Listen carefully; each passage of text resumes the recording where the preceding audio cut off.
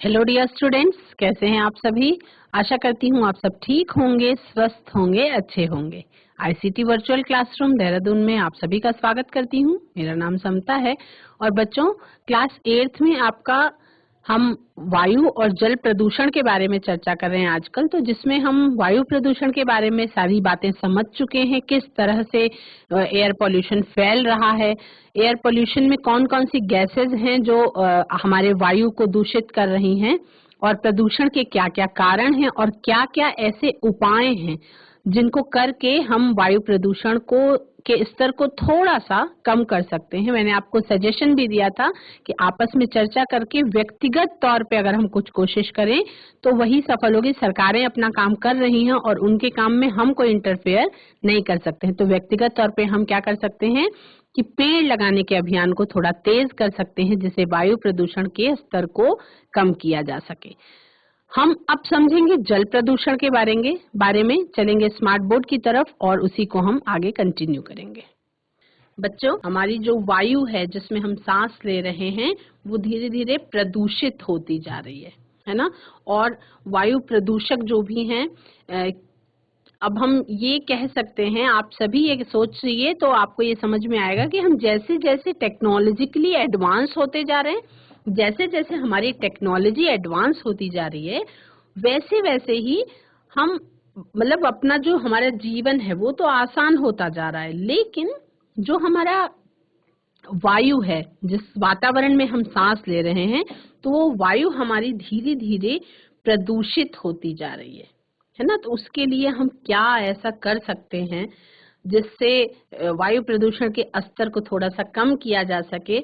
मैंने सभी बच्चों को रिक्वेस्ट की थी कि सभी बच्चे पेड़ लगाना शुरू करेंगे, जो हम अपना एक पर्सनल एफर्ट डाल सकते हैं।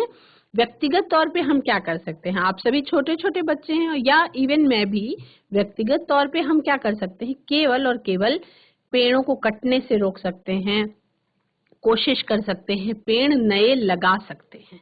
जहाँ पे भी हमें दिखे कि पेड़ लगाया जा सकता है वहाँ पे हम पेड़ लगा सकते हैं। और पेड़ लगाने के लिए भी कुछ अलग से एफर्ट करने की जरूरत है। आप जो फल खाते हैं, फलदार वृक्ष ही लगा सकते हैं। जो हम फल खाते हैं उनके बीजों को रोप करके नए पौधे उगाए जा सकते हैं, है ना। तो कोशिशें करने से कुछ तो प्रभाव होगा ही, कुछ तो असर आएगा ही, जो आपको दिखाई पड़ेगा, है ना। अगर एक स्कूल के ही सारे बच्चे एक साथ मिल जाएं या एक कक्षा के ही सारे बच्चे एक साथ मिल जाएं और मिले जुले प्रयास से कुछ तो चेंज होगा ही, है ना। तो जैसे ये ग्लोबल वार्मिंग, इसका जो आपका वायु प्रदूषण का सबसे इफेक्ट जो खतरनाक रहा वो क्या, ग्लोबल वार्मिंग और ग्रीन हाउस इफेक्ट। ये दोनों इफेक्ट आपके इम्पोर्टेंट भी हैं, बहुत ज्यादा एग्जाम में भी पूछे जाते हैं।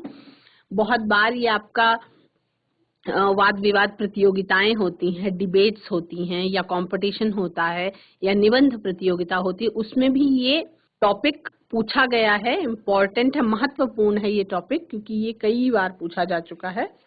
तो इसके बारे में थोड़ा सा आप अच्छे से पढ़ लेंगे, है ना। और वृक्षारोपण को बढ़ाने की जरूरत है। ये सारे बच्चे जो भी ये चैप्टर पढ़ रहे हैं वो ये संकल्प लेंगे कि अब आप क्या करेंगे, पौधों को लगाने की कोशिश करेंगे, वृक्षारोपण करेंगे। वो आप अपने तरीके से, अपने हिसाब से कर सकते हैं। जितना जिसकी पहुंच होगी उतना वो अपना मेहनत करेगा वायु प्रदूषण को कम करने के लिए, ठीक है। जल प्रदूषण के बारे में क्लास 7th में ही आप सभी ने पढ़ा था कि जल जो है वो एक बहुमूल्य संसाधन है। आप सबको पता है कि जल क्या है, जो आपका पानी है वो एक बहुमूल्य संसाधन है। क्यों हम कहते हैं कि वो बहुमूल्य संसाधन है, क्योंकि वो एक लिमिटेड मात्रा में है हमारे पास, ठीक है। हमारे पास वो एक लिमिटेड मात्रा में है। और अगर आप एक सूची बनाने की कोशिश कीजिए, एक लिस्ट बनाइए जिसमें आप देखिए कि कौन कौन सी चीजें हैं, कौन कौन से ऐसे हमारे हाउस होल्ड वर्क हैं, या कौन कौन से हमारे ऐसे काम हैं जिनके लिए हमें पानी की जरूरत होती है, जल की जरूरत होती है। तो वो आपका है कि जिस तरह से हमारे देश की नहीं, हम जब प्रदूषण की बात करें तो पूरे वर्ल्ड की बात करेंगे। तो पूरे विश्व में जिस तरह से जनसंख्या वृद्धि हो रही है, जिस तरह से इंडस्ट्रियलाइजेशन हो रहा है, मतलब उद्योगों की दिन ब दिन निरंतर वृद्धि होती जा रही है ना। और आपकी फसलों की खेती में भी किसका जरूरत होती है? सिंचाई के लिए पानी की जरूरत होती है। तो इस तरह से धीरे धीरे हम ये देख पा रहे हैं कि जहाँ पे जल बहुत ज्यादा है वहां पे भी कुछ कमी होने लगी है, और अब जल का स्तर, जो वाटर लेवल है, वो थोड़ा सा नीचा होता जा रहा है, मतलब गहरा होता जा रहा है। आपने देखा होगा कि हम कपड़े धोने के बाद, नहाने के बाद जो हम उसको यूज करते हैं जब पानी को, तो वो क्या हो जाता है? गंदा हो जाता है। तो इसका मतलब हम कुछ ना कुछ ऐसा पानी में मिक्स कर रहे हैं जिससे पानी क्या हो रहा है? खराब हो रहा है। तो एक तो जैसे साबुन का, डिटर्जेंट का यूज जो है वो पानी को नुकसान करता है। लेकिन अब चूंकि जो चीज बहुत जरूरी है, हमको अपने कपड़ों की क्लीनिंग करना जरूरी है, वो डिटर्जेंट से ही होती है, तो इसलिए करता है व्यक्ति। अब इसी तरह से सीवेज है, वो भी जल को प्रदूषित करता है। बहुत सारे अलग अलग तरीके की केमिकल्स होते हैं जो जल को प्रदूषित करते हैं। तो ये जो जल को प्रदूषित करने वाले केमिकल्स होते हैं, जल को प्रदूषित करने वाले पदार्थ होते हैं, ये क्या कहलाते हैं? ये कहलाते हैं आपका वाटर पॉल्यूटेंट्स, यानी कि जल प्रदूषक। ठीक है। अब ये जल प्रदूषक को 3 मेन कैटेगरीज में डिवाइड कर दिया गया है। एक तो है आपका बायोलॉजिकल पॉल्यूटेंट्स, जो जैविक प्रदूषक हैं, जो आपके जल को प्रदूषित करते हैं, जिस पर आपका ये कह सकते हैं कि मनुष्य का कंट्रोल नहीं है। जैसे अलग अलग तरीके के बहुत सारे बैक्टीरिया हैं, बहुत सारे एल्गी हैं, बहुत सारे फंगी हैं, जो क्या करते हैं हमारे जल को, अगर वो कोई भी जल प्रदूषित कब माना जाएगा? जब वो अनफिट फॉर कंजम्पशन हो जाए, यानी अगर किसी जल को आप पी नहीं सकते हैं, तो मतलब उसमें कुछ ना कुछ प्रदूषण की मात्रा बढ़ चुकी है। तो किस तरह से जल प्रदूषित हो रहा है? देखिए, अब अलग अलग जैसे नल का पानी, जो हमारे टैप वाटर, जो घर में डायरेक्ट सप्लाई होता है टैप वाटर, वो आपके तालाब का पानी, नदी का पानी, कुएं का पानी, झील का पानी, ये अलग अलग पानी है। जिसमें से केवल एक पानी जिसके बारे में हम सभी जानते हैं, गंगा जल जिसको कहते हैं, गंगा नदी का जो पानी है, वो देखा है, आप सभी ने देखा है कि वो कभी खराब नहीं होता है। वो उसमें कुछ ऐसे मिनरल्स मिले होते हैं कि वो आप वर्षों वर्षों तक रखे रहते हैं डब्बे में बंद करके, वो भी, लेकिन कभी ना तो उसमें कोई स्मेल आती है और ना वो कभी खराब होता है ना। तो यानी कि जो पानी है, उस पानी में कुछ न कुछ ऐसे पोषक तत्व हैं जो बहुत ज्यादा जरूरी हैं, और वो साफ सुथरा है हमारे उस डायरेक्ट कंजम्पशन के लिए। उसमें आपको थोड़ा सा बालू, सैंड आ सकती है उस पानी में, उसके अलावा उसको हम शुद्धतम जलों में से एक मानते हैं, है ना। शुद्धतम जलों में से एक मानते हैं, जो कभी भी, जिसमें कोई स्मेल नहीं आती, जो कभी खराब नहीं होता है। और इसीलिए हम लोग पूजन सामग्री के तौर पे हम क्या करते हैं, अपने घरों में कैन में बंद करके हमेशा बंद ही रखते हैं, और कभी भी आप उसको खोल के यूज करते हैं तो वो एज प्योर आपको, without any smell, without any गंदगी, आपको वो मिल जाता है। तो उसको मैं ये कह सकती हूँ कि हम लोग बहुत ब्लेस्ड हैं कि हम ऐसे देश में रहते हैं जहाँ पे गंगा नदी है, और जिसमें जो शुद्धतम जलों में से एक हम लोगों को प्रोवाइड कराती है। तो बायोलॉजिकल पॉल्यूटेंट्स, इनसे बचाने के लिए अलग अलग तरीके अपनाए जाते हैं ना। इनऑर्गेनिक पॉल्यूटेंट्स क्या होते हैं? वो पॉल्यूटेंट्स होते हैं जिसमें आपका डस्ट, सैंड, सॉइल, ये पॉल्यूटेंट्स हैं जो प्रदूषित कर देते हैं जल को, लेकिन ये कुछ तरीके हैं जिससे ये दूर किए जा सकते हैं। और है आपका ऑर्गेनिक पॉल्यूटेंट्स। ऑर्गेनिक पॉल्यूटेंट्स का मतलब केमिकल्स मिक्स हो जाते हैं जब पानी में, तो उनको क्लीन करना बहुत मुश्किल होता है, जैसे कि वीडीसाइड्स हैं, पेस्टिसाइड्स हैं, फर्टिलाइजर्स हैं, और सीवेज या इंडस्ट्री से निकलने वाले वेस्ट, वो सब भी जो है केमिकल मिक्स गंदगी को छोड़ देते हैं जल में, जिससे वो क्या हो जाती है, आपका पॉल्यूटेड हो जाती है। तो वाटर पॉल्यूशन दो तरीके से होता है, एक तो नेचुरल रीजंस है यानी प्राकृतिक कारण है, और दूसरे कारण क्या है, जो हम मनुष्यों के द्वारा ही बनाए गए हैं। ठीक है, तो जो नेचुरल रीजंस हैं वो वही है, जैसे आपका एक्वेटिक वीड्स है ना, पानी में बहुत सारा खरपतवार हो जाए, बहुत ज्यादा फैल जाए, इतना ज्यादा फैल जाए कि पानी के अंदर की सारी ऑक्सीजन को ही एब्जॉर्ब कर ले, पूरा यूज कर ले अपनी ग्रोथ के लिए, है ना, तो वो क्या हो गया, पॉल्यूटेंट की कैटेगरी में आ जाता है। फिर अलग अलग तरीके के पदार्थ जिसको कीचड़ कहते हैं, स्लज, एल्गी, शैवाल, बहुत तरीके के निमेटोड्स, ये सारे जो है ये नेचुरल रीजंस हैं जो क्या कर देते हैं, जल को प्रदूषित कर देते हैं। Presence of these components in water bodies makes them unfit for human consumption.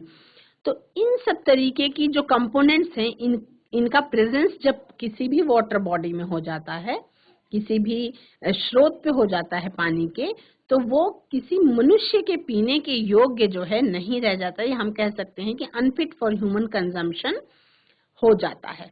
ठीक है, तो इसमें नेचुरल रीजंस जो हैं उस पर तो चर्चा करके कोई इतना फायदा नहीं है, लेकिन मैन मेड रीजंस जो है आपके वाटर पॉल्यूशन के, उस पर हम चर्चा करेंगे। उसमें सबसे बड़ा रीजन है आपका इंडस्ट्रियल वेस्ट। ये जो उद्योगों से निकलने वाला जो एक्स्ट्रा वेस्ट मटेरियल है, पेस्टिसाइड्स हैं, ये सब जो है ये हमारे जल को प्रदूषित करने में आप ये कह सकते हैं कि महत्वपूर्ण भूमिका अदा करते हैं, है ना।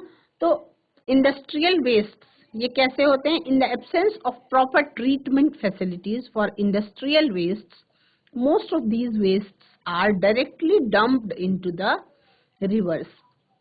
जो इंडस्ट्रीज में वाटर यूज होता है, उस वाटर को बिना प्रॉपर ट्रीट किए, यानी कि उसको होना क्या चाहिए कि फिल्टर्स लगने चाहिए या कुछ संयंत्र लगने चाहिए जिससे जो पानी वेस्ट निकल रहा है वो पहले ट्रीटमेंट हो जाए, उसका वो साफ हो जाए, उसके बाद पानी नदी में छोड़ दिया जाए। लेकिन क्या होता है कि उसका प्रॉपर ट्रीटमेंट होने के पहले ही उस वेस्ट वाटर को डायरेक्टली नदियों में डंप कर दिया जाता है, और इससे इंडस्ट्रियल वेस्ट के कारण जो है वो वाटर पॉल्यूशन बढ़ जाता है। The industrial waste from oil refineries, अभी हम जब वायु प्रदूषण की बात कर रहे थे तो हमने मथुरा ऑयल रिफाइनरी की बात करी थी, और अलग अलग तरीके की केमिकल फैक्ट्रीज, शुगर मिल्स के बारे में, and fertilisers, plants carry toxic substances such as arsenic बहुत खतरनाक केमिकल सब्सटेंस है, लेड यानी कि सीसा, मरकरी एंड फ्लोराइड, ये सब चीजें उसके अंदर हो जाती हैं। These substances cause toxicity in plants and animals. तो ये कैसे हैं, ये जहरीले पदार्थ हैं, तो ये पानी में घुल जाते हैं, और हम उसको डायरेक्ट पीने के लिए मान लीजिए नहीं भी यूज करते हैं, फिर भी नदियों के पानी को हम पीने के लिए नहीं यूज करते, फिर भी सिंचाई के लिए तो यूज होता ही है ना, तो कहीं ना कहीं हमें वो नुकसान पहुंचाता ही है। अब इसमें जैसे आपको एक कह सकते हैं एक पर्सनल फीलिंग के तौर पे आप देखिए, आप कहीं ट्रेन से सफर कर रहे हैं और रास्ते में कहीं किसी शहर में शुगर मिल आ गई, उस स्मेल को आप कभी भूल नहीं सकते हैं कि वो कितना ज्यादा स्मेलिंग होता है, कितना ज्यादा मतलब बैड स्मेल होती है। क्यों होती है, क्योंकि उसमें बहुत सारे केमिकल्स जो हैं वो उस शुगर मिल से निकलते हैं और वो वेस्ट होते हैं, है ना, जहरीले भी होते हैं। तो शुगर मिल से या फर्टिलाइजर से या इन चीजों से, ये जो नदियों में डाल दिए जाते हैं, उससे हमारे पौधों में, फसलों में सिंचाई होती है, तो वो हमें डायरेक्टली तो नहीं लेकिन इनडायरेक्टली नुकसान पहुंचाते हैं। और क्या क्या पोल्यूट कर देते हैं, they also pollute the soil by increasing its acidity. अब इसके कारण क्या होता है, जमीन के अंदर अम्लीयता बढ़ जाती है, डिक्रीजिंग इट्स फर्टिलिटी, उसकी उर्वरक क्षमता, उर्वरता कम हो जाती है, यानी कि उसमें जो फसलें हैं उनका उत्पादन, उसकी संख्या कम हो जाती है, उसकी मात्रा कम हो जाती है। And affecting the growth of worms which are beneficial for the soil. अब ये बात कर रहा है उन वर्म्स की ग्रोथ की जो नुकसान पहुंचता है, जिनको, जो आपके मृदा में आपके सॉइल के लिए बेनिफिशियल है, यानी कि जो बहुत सारे ऐसे बैक्टीरिया हैं, बहुत सारे ऐसे वर्म्स हैं, जैसे हम बात कर रहे हैं उसकी अर्थवर्म की बात कर लीजिए, केचुआ की, वो नेचुरल आपके जो जमीन है, मिट्टी है, उसको वो उर्वरक बनाता रहता है, उसकी उर्वरा क्षमता जो है उसको उपजाऊ बनाता रहता है। तो इन तरीके के वर्म्स की ग्रोथ में भी ये नुकसान करते हैं, क्योंकि एसिडिटी बढ़ती जाती है। तो इस तरीके से इंडस्ट्रियल वेस्ट जो है वो नुकसानदायी है, और ये भी जल प्रदूषण का एक कारण है। पेस्टिसाइड्स एंड फर्टिलाइजर्स, ये क्या है? We know that fertilisers and pesticides are the farmers friend. आप सबको पता है कि जो फर्टिलाइजर्स होते हैं और पेस्टिसाइड्स होते हैं, फर्टिलाइजर्स यानी कि ये जो खाद होती है, और उर्वरक जिनको हम कहते हैं, पेस्टिसाइड्स होते हैं जिससे पेस्ट कंट्रोल होता है, यानी कीड़े मकोड़ों को कंट्रोल करने के लिए खेतों में जो डाला जाता है, वो किसी भी किसान का दोस्त होते हैं, as they help in killing the pests and weeds and increasing the fertility of the soil. लेकिन इसका क्या नुकसान है? However, do you know that they also have a significant negative impact on the water bodies? लेकिन इनका negative impact भी हो जाता है वाटर बॉडीज पे। कैसे? इसमें उपस्थित केमिकल्स के द्वारा। The chemicals that are contained in these pesticides and fertilisers, ये जो केमिकल्स इनके अंदर मौजूद होते हैं, उर्वरकों के अंदर और पेस्टिसाइड्स के अंदर, ये पानी में डिसॉल्व हो जाते हैं, और डिसॉल्व होने के बाद and eventually get washed away to the water bodies, और वाटर बॉडीज तक पहुंच जाते हैं। They also seep into the ground and pollute the ground water. यानी कि ये वाटर बॉडीज तक तो पहुंच ही जाते हैं। जब उर्वरक छिड़का जाता है, उसके बाद सिंचाई वगैरह होती है, तो वो पानी कहाँ जाता है? वो सोखती है जमीन, और जमीन पानी को सोखने का मतलब क्या है कि वो पानी पॉल्यूटेंट्स के साथ आपके ग्राउंड वाटर में जाके मिक्स होता है कहीं ना कहीं। तो उससे जो हमारा ग्राउंड वाटर है, जिसको कह सकते हैं कि मिट्टी के नीचे जो लेवल है वाटर का, उसके अंदर भी पॉल्यूशन हो रहा है ना। तो कोशिश, अब इसके बारे में उपाय क्या है उसको हम आगे पढ़ेंगे। On entering the water bodies, these pesticides and fertilizers increase the nutrient content of the soil as they contain various nutrients. On entering the water bodies, जब ये वाटर बॉडीज में पहुंच जाते हैं, तो ये पेस्टिसाइड्स और फर्टिलाइजर्स जो हैं, ये मिट्टी की पोषण की क्षमता जो है, उसकी न्यूट्रिएंट कंटेंट को बढ़ाते हैं, क्योंकि उसके अंदर क्या प्रेजेंट होता है भाई? खाद के रूप में हम पौधों पे क्या छिड़कते हैं? पोषक तत्व छिड़कते हैं, न्यूट्रिएंट्स छिड़कते हैं। तो इन न्यूट्रिएंट्स के कारण क्या होता है? ये न्यूट्रिएंट्स हम पौधों के अच्छे ग्रोथ के लिए छिड़कते हैं, लेकिन ये न्यूट्रिएंट्स जब वाटर बॉडीज में पहुंच जाते हैं, तो वहां पे क्या होता है? These accelerates the growth of algae in the water bodies. तो वो पानी में जो वीड्स हैं, जो वाटर बॉडीज में जब वो न्यूट्रिएंट मिक्स वाटर पहुंच गया, तो जो एल्गी है, जो उसकी ग्रोथ जो है वो बहुत ज्यादा बढ़ जाती है। आप सभी ने बहुत बार देखा होगा तालाबों के पानी को आपने बहुत बार देखा होगा, आपको बहुत चिकनी हरी परत दिखाई पड़ती है, एक मोटी सी ग्रीन कलर की परत दिखाई पड़ती है। वो क्या होती हैं? उनको आप एल्गी कहते हैं, या जिसको एकदम साधारण भाषा में कहते हैं, यहाँ बहुत बारिश होती है, ग्रीन कलर की काई लग जाती है, वो क्या है? वो एल्गी है। तो this is because of the excessive growth of algae in water. ये एक्सेसिव ग्रोथ के कारण होता है। जो पूरा ग्रीन कलर का दिखाई पड़ती है आपको चादर बिछी हुई, वो एल्गी के यानी कि शैवाल के एक्सेसिव ग्रोथ के कारण हो जाता है।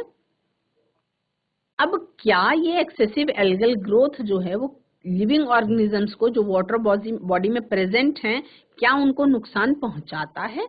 तो इसका आंसर है हाँ। ये जो एक्सेसिव एल्गी की ग्रोथ है वाटर बॉडीज में, वो वाटर बॉडीज में रहने वाले जो जीव जंतु हैं उनको नुकसान पहुंचाता है। कैसे नुकसान पहुंचाता है? When these algae die, जब वो die करते हैं, they are decomposed by the action of microorganisms that are present in water. है ना। Consequently, the number of these microorganisms in water bodies increases. तो इसके कारण microorganisms जो हैं वो बढ़ जाते हैं। अब क्यों? Since they consume a large quantity of oxygen. तो जो माइक्रोऑर्गेनिजम्स हैं वाटर बॉडीज में, जो एल्गी के डाई होने के बाद उसको क्या करते हैं, डीकम्पोज करने का काम करते हैं, उनकी संख्या बहुत ज्यादा बढ़ जाती है पानी में। और पानी में उनकी संख्या बढ़ने के बाद क्या होता है, किसी की भी संख्या अगर बढ़ जाएगी तो क्या होगा, जो कंटेंट आपके पास है ना, वो क्या होगा, कम पड़ जाएगा। वो कंटेंट जो है वो कम पड़ जाएगा।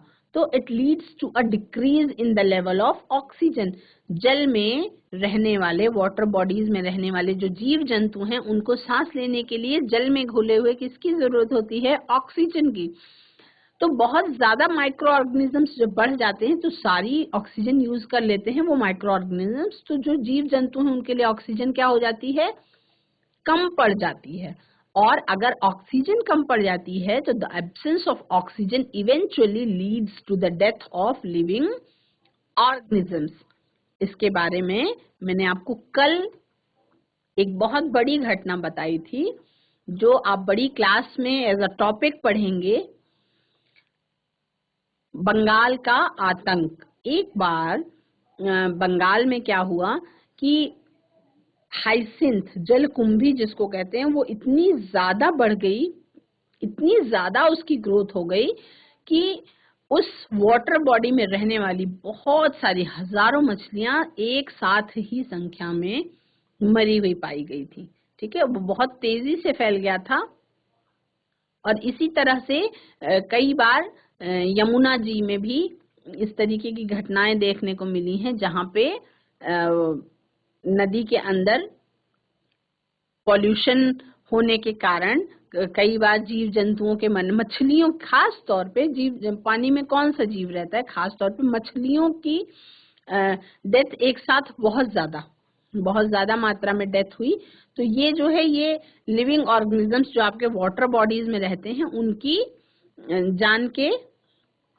जान चली जाती है, डेथ हो जाती है उन लिविंग ऑर्गेनिजम्स की। किसके कारण? पानी में जब ऑक्सीजन की एब्सेंस हो जाए या कमी हो जाए। ठीक है, नेक्स्ट हम देखते हैं सीवेज। सीवेज जो है आपका, वो हमारा वेस्ट वाटर है जिसको हम अपने घर में यूज करते हैं, और उसके बाद हमारा वेस्ट मटेरियल पानी के साथ मिक्स होकर के क्या हो जाता है, सीवेज के रूप में बदल जाता है। सीवेज क्या है?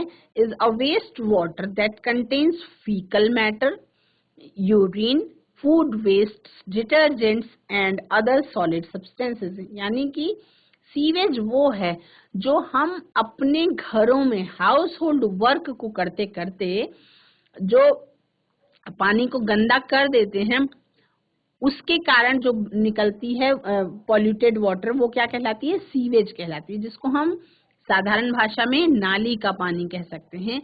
जब हम हमारा वेस्ट मटेरियल है वो निकलता है, यूरिन है, खाने के वेस्ट हैं, हम नहाते धोते हैं तो साबुन का यूज करते हैं, हम कपड़े धोते हैं तो डिटर्जेंट का यूज करते हैं, और बहुत सारे सॉलिड सब्सटेंसेस हैं, ये सब मिक्स होकर के क्या हो जाते हैं, पानी को सीवेज के रूप में बदल देते हैं।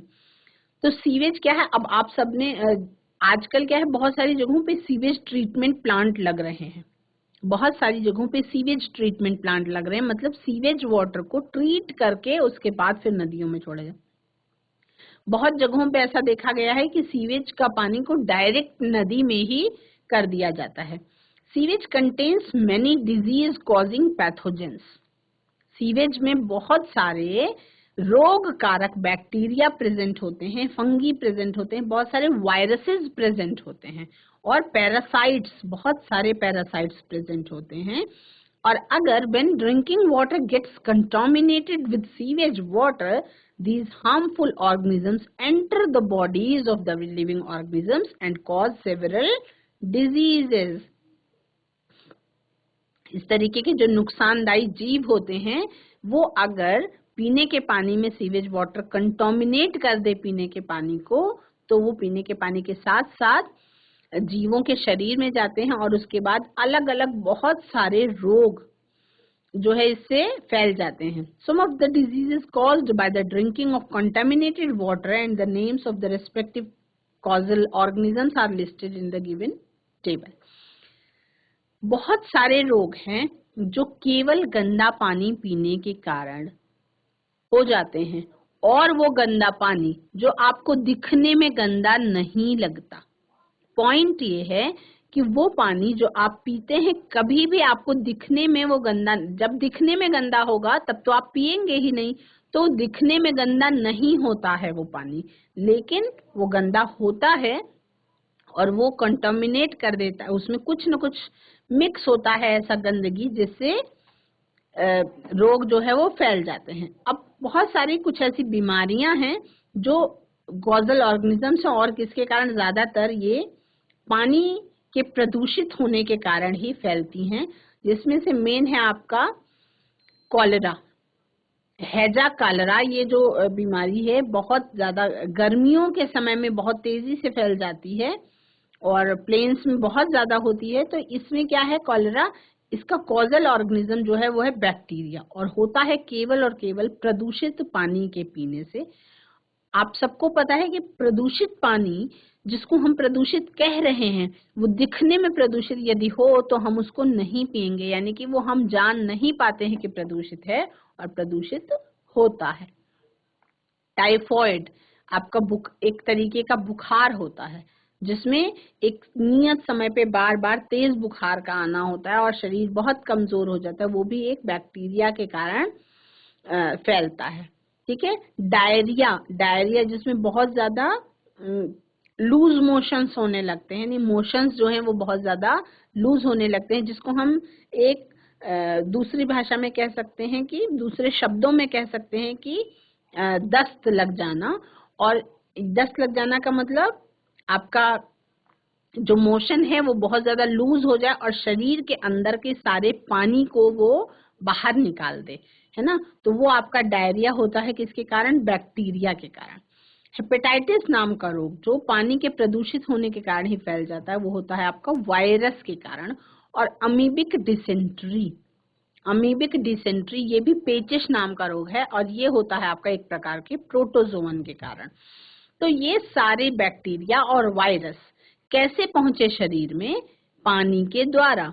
और वो पानी जो हम जानते नहीं है कि प्रदूषित है, लेकिन हमने उसको पिया, है ना कहीं उस पानी में ये बैक्टीरिया या वायरस मौजूद रहा होगा जो शरीर में पहुंच करके शरीर को क्या कर देता है? रोग ग्रस्त कर देता है। इसीलिए इनको हम, जो ये कॉजल ऑर्गेनिजम्स हैं, ये आपके पैथोजेंस की कैटेगरी में आते हैं या रोग कारक जीवों की कैटेगरी में आते हैं। ये माइक्रो ऑर्गेनिजम्स होते हैं, सूक्ष्म जीव, जिन्हें हम अपनी साधारण आंखों से देख भी नहीं सकते हैं। Several bacteria are present in the feces of mammals. बहुत सारे बैक्टीरिया हैं जो स्तनपायी जंतुओं की फीसिस में प्रेजेंट होते हैं। फीसिस का मतलब वेस्ट मटेरियल में प्रेजेंट होते हैं। If the water is contaminated with feces, then these bacteria function as indicator organisms for the quality of water. है ना, तो अगर चेक किया जाए, अगर वाटर की क्वालिटी चेक किया जाता है तो ये बैक्टीरिया इंडिकेटर की तरह काम करते हैं और तब ये वाटर की क्वालिटी को बता सकते हैं। The number of these fecal bacteria indicates the extent to which the water is contaminated by fecal matter. ये बैक्टीरिया कितनी ज्यादा मात्रा में पानी में प्रेजेंट हैं वो इंडिकेटर है, वो एक संकेतक की तरह काम करता है। वो दर्शाता है कि जो पीने का पानी है वो किस हद तक कॉन्टामिनेट हो गया है या किस हद तक प्रदूषित हो गया है। कलर चेंज होना अलग बात है। जो हम पानी पीते हैं, बच्चों, कभी भी हर व्यक्ति जो पानी पीने के लिए इस्तेमाल कर रहा है वो पानी जरूर ट्रांसपेरेंट ही होगा और देखने में गंदा नहीं होगा। यदि देखने में भी गंदा होगा तो फिर हम उसको पिएंगे ही नहीं। तो इसका मतलब ये है कि बहुत सारे पानी ऐसा होता है कि जो आप प्रदूषित होता तो है लेकिन हम जान नहीं पाते हैं, है ना। तो इसी घटना से बचने के लिए ही अब सबके घरों में फिल्टर्स लग रहे हैं, आरओ लग रहा है वाटर ट्रीटमेंट प्लांट्स भी लग रहे हैं, टैप वाटर को भी क्लीन करके सप्लाई करने की कोशिश कर रही है गवर्नमेंट। उसके अलावा पानी को उबाल लिया जाता है घर में। जिसके पास कोई सुविधा नहीं है वो बीमार होने पर डॉक्टर की सलाह पे पानी को उबाल करके ठंडा करके फिर उस पानी को पीता है। तो सबसे सरलतम उपाय ये है, जिसके पास कोई सुविधा नहीं है, सरलतम उपाय ये है उसके लिए कि वो पानी को, जो पीने का पानी है उसको, जो आपको लगता है कि साफ है, दिखने में वो ट्रांसपेरेंट है, साफ दिखता है, लेकिन उसको आप बड़े बर्तन में बॉयल कर सकते हैं और बॉयल करने के बाद ठंडा करके और छान करके उसको साफ बर्तन में आप रख सकते हैं और उसको पीने के पानी के तौर पे इस्तेमाल कर सकते हैं। क्योंकि एक लिमिट के बाद जब बॉयल होने लगता है पानी बहुत ज्यादा, तो एक लिमिट के बाद उसके अंदर प्रेजेंट जो माइक्रो ऑर्गेनिजम्स हैं वो खराब हो जाते हैं, खत्म हो जाते हैं, ताकि वो आपका पानी जो है वो पीने योग्य हो जाता है ना। Release of super heated water, the release of super heated water from some industries and nuclear power plants causes thermal pollution of the water bodies। जो ये सुपर हीटेड वाटर है ये थर्मल पॉल्यूशन कर देता है हमारे जल के स्रोतों में, न्यूक्लियर पावर प्लांट्स के आसपास जो पानी के स्रोत होते हैं उसमें, और it results in the increase of temperature of ambient water that reduces dissolved oxygen content of water bodies. ये थर्मल पॉल्यूशन जो है इसके कारण से पानी की जो तापमान है वो बढ़ जाता है, इसके कारण जो उसके अंदर का ऑक्सीजन कंटेंट है वो कम हो जाता है ना। The abrupt change in the temperature of water body can kill the fish and other organisms adopted to particular temperature range। जो पर्टिकुलर टेम्परेचर में जीवित रहने वाली मछलियां, सबसे ज्यादा नुकसान वाटर बॉडीज को, डायरेक्ट वाटर बॉडीज को अगर पॉल्यूटेड हो रही है तो उससे सबसे ज्यादा नुकसान उसमें रहने वाली मछलियों पे होता है। क्योंकि आप सभी जानते हैं कि पानी में सबसे ज्यादा मात्रा में रहने वाला जो जीव है वो क्या है, मछलियां ही हैं। कई बार क्या हुआ है कि पोल्यूशन का स्तर बढ़ने के कारण मछलियां बहुत ज्यादा मात्रा में, एक साथ बहुत ज्यादा मात्रा में मछलियां मर जाती हैं। तो उसका रीजन क्या होता है, उसका रीजन यही होता है कि पोल्यूशन बढ़ जाता है, जिससे जो स्रोत है उसमें ऑक्सीजन की कमी हो जाती है ना। इसके कारण से मछलियां जो है वो मर जाती हैं। Release of waste and oil from refineries, इसको आप पॉइंट्स, केवल पॉइंट्स को नोट कर सकते हैं आप बच्चों, और जो बातचीत हो रही है वो आपके दिमाग में एज इट इज बनी रहेगी। अगर आप टू वे कम्युनिकेशन में, चर्चा में भाग लेते हैं तो आपको ये चीजें दिमाग में बैठ जाती हैं। किस तरह से रिफाइनरी से ऑयल का और वेस्ट ऑफ रिलीज होता है, waste, the waste and oil released from the refineries mainly in the seas and oceans cause marine pollution। समुद्रों का प्रदूषण, ये जो ऑयल रिलीज, देखो समुद्र के आसपास ही ऑयल रिलीज करने वाली जो रिफाइनरीज होती हैं उससे समुद्रों में और सागरों में जो है पॉल्यूशन होता है, जिसको आप मरीन पॉल्यूशन के नाम से जानते हैं। The released oil penetrates into the plumage of birds and fur of mammals। ये जो है ये मैमल्स के फर में और बर्ड्स के स्किन में पेनिट्रेट कर जाती है। This reduces their insulating ability. इसके कारण क्या होती है, उनकी जो इंसुलेशन की पावर होती है। इंसुलेशन की पावर से क्या मतलब है, किसी भी जीव में बाहरी वातावरण से अपने आप को बचाने की जो क्षमता होती है, स्किन के नीचे जो इंसुलेशन की पावर होती है वो कम हो जाती है। ऑयल अगर पेनिट्रेट कर देता है तो वो पावर कम हो जाती है और इसके कारण से इनकी इंसुलेटिंग एबिलिटी कम हो जाती है and makes them more vulnerable to temperature fluctuations. और इसलिए फिर जो आपका वातावरण का जो टेम्परेचर का फ्लक्चुएशन होता है, तापमान का जो उतार चढ़ाव होता है, उसको सहने की क्षमता कम हो जाती है। ठीक है, तो अब देखो ये तो बातचीत हो गई कि किस तरह से प्रदूषण होता है, कौन कौन से तरीके से प्रदूषण हो जाता है, हमारा जो जल है वो प्रदूषित हो रहा है। लेकिन क्या ऐसे तरीके हैं जिससे हम पानी को शुद्ध कर सकते हैं, वाटर पोल्यूशन को बचा सकते हैं, मतलब पानी को प्रदूषित होने से बचा सकते हैं, उसके लिए क्या तरीके हम अपना सकते हैं उसके बारे में हम बात करेंगे। एक तो आपका method of preventing water pollution क्या है? Industrial waste must be chemically treated to remove harmful substances before dumping into the water bodies. सबसे पहला जो प्रिवेंशन, वाटर पोल्यूशन का प्रिवेंशन करने का तरीका है वो ये है कि जो औद्योगिक वाहित मल है, जिसको हम कह सकते हैं इंडस्ट्रीज से निकलने वाला जो वेस्ट है, वो बहुत बड़ी मात्रा में निकलता है और उसमें जो हार्मफुल सब्सटेंसेस हैं उनका ट्रीटमेंट करने के बाद ही उस पानी को नदी में छोड़ा जाए, ताकि जो नदी में जाने के बाद उसमें हार्मफुल केमिकल्स ना जाने पाए। एक तो ये तरीका है ना। अब ये इसके लिए सरकार को कुछ कड़े नियम बनाने होंगे, तभी ये काम हो सकता है।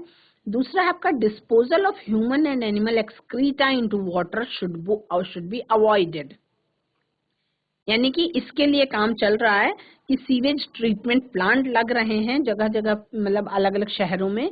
तो उसमें आपका जो हमारे घर में ह्यूमन और एनिमल, जैसे गोबर है और गंदगी है और ह्यूमंस का जो एक्सक्रीटरी सिस्टम से निकलने वाला वेस्ट मटेरियल है ना, यूरिन है और गंदगी, ये सारा जो वाटर में डायरेक्ट अगर वाटर बॉडी में किसी में जाता है तो वो बहुत ज्यादा नुकसान पहुंचाता है। तो उसके लिए सीवेज ट्रीटमेंट प्लांट जो है वो लग रहे हैं। ट्रीटमेंट करने के बाद ही उसको किसी भी वाटर बॉडी में छोड़ा जाना चाहिए। Sewage water must be treated, जो हमारे नालियों में निकलने वाला पानी है उसको भी किसी भी नदी में छोड़ने से पहले ट्रीटमेंट उसका जरूर होना चाहिए, है ना।